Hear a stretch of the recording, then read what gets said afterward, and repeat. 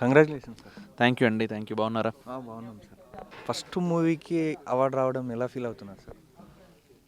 Second సినిమాని ఇంకొంచెం జాగ్రత్తగా చేయాలని ఫీల్ అవుతున్నాను సార్. అంటే ఫస్ట్ ఈ మూవీ చాలా ప్రొడ్యూసర్ దగ్గరికి వెళ్ళచ్చు, ఇక కథ చెప్పినప్పుడు ప్రొడ్యూసర్ నుంచి ఎలాంటి రెస్పాన్స్ వచ్చింది? ఏమైనా ఫీల్ అయ్యారా ఎవరైనా ఇది కాదు అని? ఫీల్ అవ్వడం ఏం లేదు సార్, మనం ప్రయత్నం చేయడం వరకే, ఫలితం మన చేతిలో లేదు. సో అంతే, వాళ్ళు వాళ్ళ వాళ్ళ పర్స్పెక్టివ్ నుంచి వాళ్ళు కరెక్టే.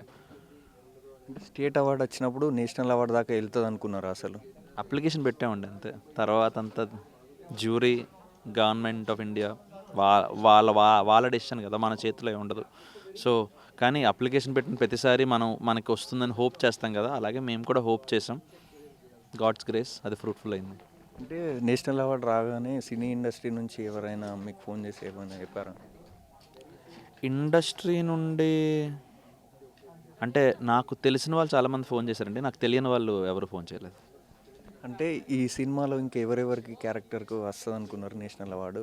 ఇతనికి ఎక్స్పెక్ట్ చేశారా దేవుకి వస్తుందని? అదేనండి, మేము అప్లికేషన్ పెట్టడం వరకే. ఎవరు విజేతలు అని నిర్ణయించాల్సింది మనం కాదు కదా. So those are the right people. National award ఎవరైతే ఆ జ్యూరీ ఉన్నారో వాళ్ళు ఎవరికి అర్హత ఉందనుకున్నారో వాళ్ళకి ఇవ్వడం జరిగింది. అండ్ మాకు అర్హత ఉందని గుర్తించినందుకు ఆనందం అంతే. ఇంకెవరికో రాలేదన్న బాధ అయితే లేదు. స్పెషల్ థ్యాంక్స్ చెప్పాలంటే ఎవరికి చెప్తారు? నా టీం మొత్తానికండి, వాళ్ళకే స్పెషల్ థ్యాంక్స్. అండ్ ప్రేక్షకులకి చప్పట్లు కొట్టినందుకు, ఆశీర్వదించినందుకు.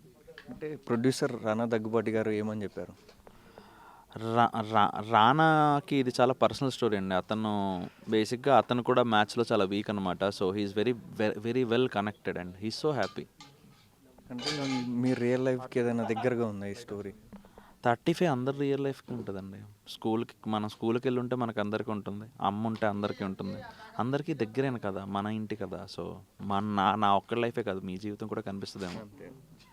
నెక్స్ట్ ఏమేమి మూవీ చేస్తున్నారు సార్? నెక్స్ట్ పనులు జరుగుతున్నాయండి మెల్లగా.